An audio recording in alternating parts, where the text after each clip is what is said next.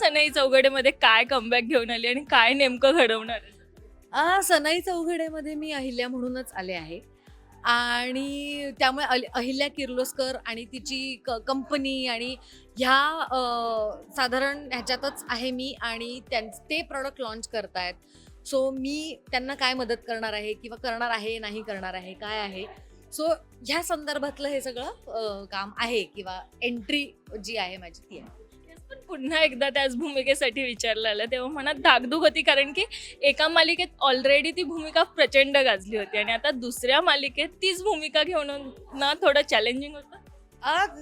नाही, खरं तर चॅलेंजिंगपेक्षा ते सवयीचं आहे असं मला वाटलं. फक्त एवढंच की हां, इट इज अ रिस्पॉन्सिबिलिटी.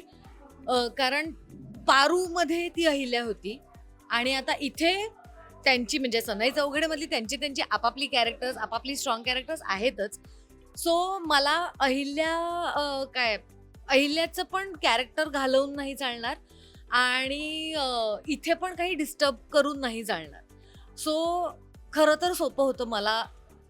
काय म्हणते ते सवयीनी आता अहिल्या आहे म्हणजे कपडे घातले हे अहिल्याचे आणि दागिने घातले की आय एम अहिल्या असं होतं हल्ली. पण अहिल्याने घरी असताना आता मध्ये ब्रेक होता तेव्हा मिस काय केलं अहिल्यामधलं?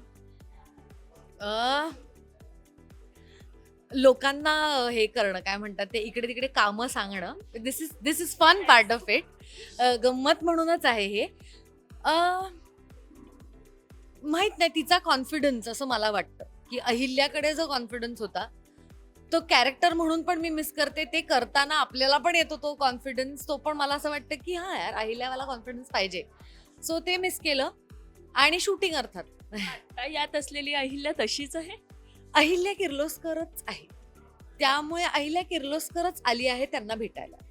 आता त्या मालिकेत पारू होती, आता या मालिकेत शर्वरी आहे. सो शर्वरीच्या आयुष्यात काय करण्याचा प्लॅन आहे अहिल्याचा? काय माहिती. मी अहिल्या तरी ती इम्प्रेस होणार आहे कारण इम्प्रेसिव्ह आहे शर्वरी ऑफकोर्स. आणि बघू कारण पारूला अहिल्याने खूप काय म्हणतात ते टेकन फॉर ग्रांटेड घेतलं किंवा तिने ओळखलं नाही नीट पारूला असं आपण म्हणूया की ती किती हुशार होती किंवा ती किती चांगली मुलगी होती, किती पुढे जाऊ शकते. हे हुशारीने अहिल्या तिथे कमी पडली. तर आता बघू शर्वरीच्या बाबतीत तिला तसं वाटतंय का की ती पारू सारखी आहे का काय.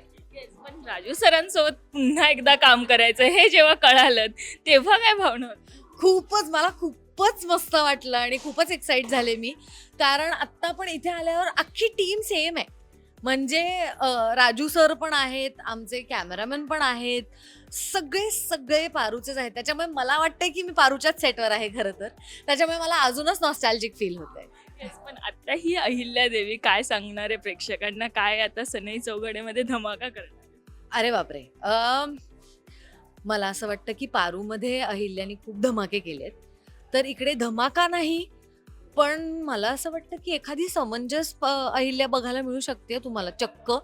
त्याच्यामुळे बघत राहा सनई चौघडे. त्याच्यात येणार आहे अहिल्या. ती काय करणार आहे हे तुम्हाला स्क्रीनवरच बघावं लागेल. पण आता ही एवढी समंजस झालेली अहिल्या प्रेक्षक बघून काय रिएक्ट करतील हे खरं तर मी पाहण्यासाठी उत्सुक आहे. तुम्ही उत्सुक आहे तेवढी? ऍक्च्युली मी पण.